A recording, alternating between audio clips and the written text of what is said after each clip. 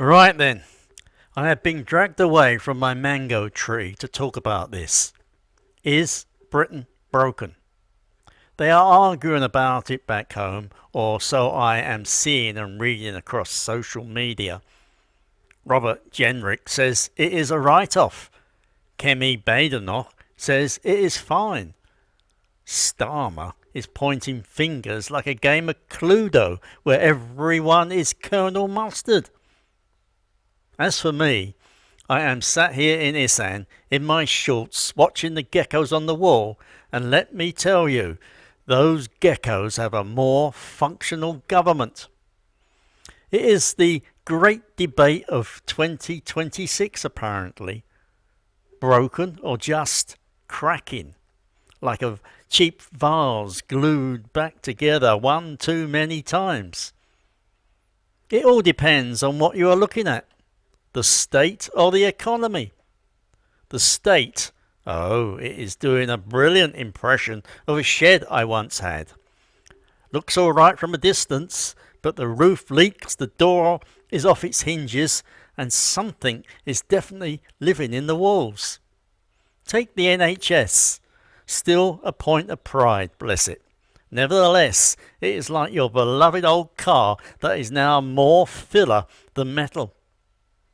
Over a third of adults, 15 million people, are living with long-term conditions.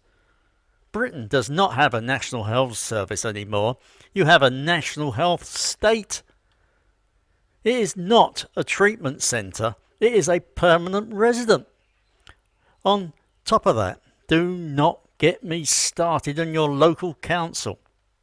Many are about as solvent as a chocolate teapot. The lived frustration.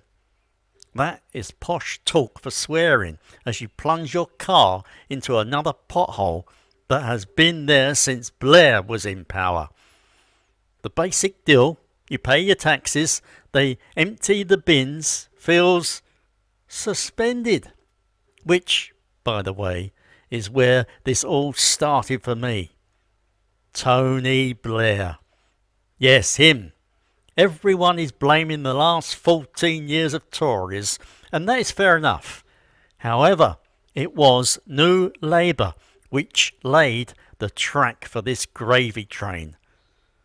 Not only that, the Tories, instead of changing course, they just gave it a new lick of paint, laminated the timetable, and let Boris Johnson drive it off a bloody pier.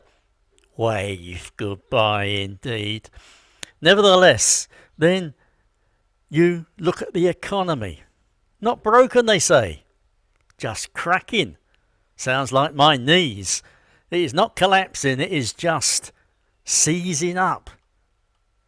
We now have the great zombie apocalypse of 2026.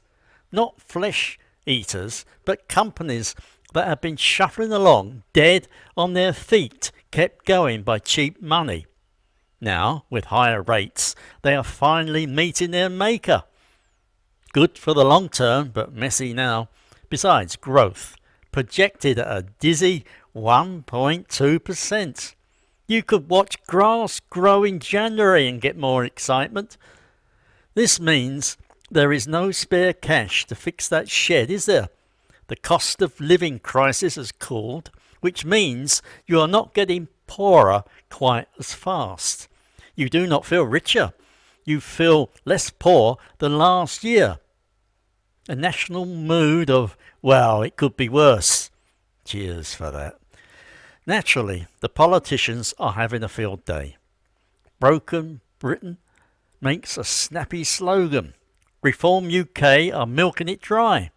Let us not forget, the Tories are having a civil war in the living room, with Jenrick jumping ship saying the place is falling down. It is like the crew of the Titanic arguing about the colour of the deck chairs as the last lifeboat rows away. So, the verdict from my porch. Britain is not broken in the sense of game over. It is in the state of managed decline. The economy might be slowly patching its trousers, However, the machinery of the state, the NHS, the councils, the courts are indeed broken. Not because they have ceased to exist, but because they can no longer do the basic things they were built for without sweating, shuddering, and threatening to give up the ghost.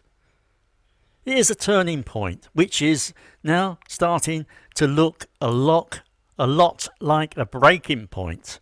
They need more than a new minister or a fresh coat of paint. It needs a radical rethink.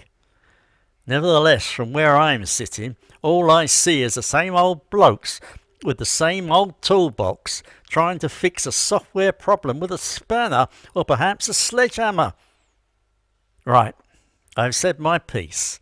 I am off to water my chili plants. They are more productive than the last cabinet. Your job is to sound off below. What is your view? Broken? Cracking?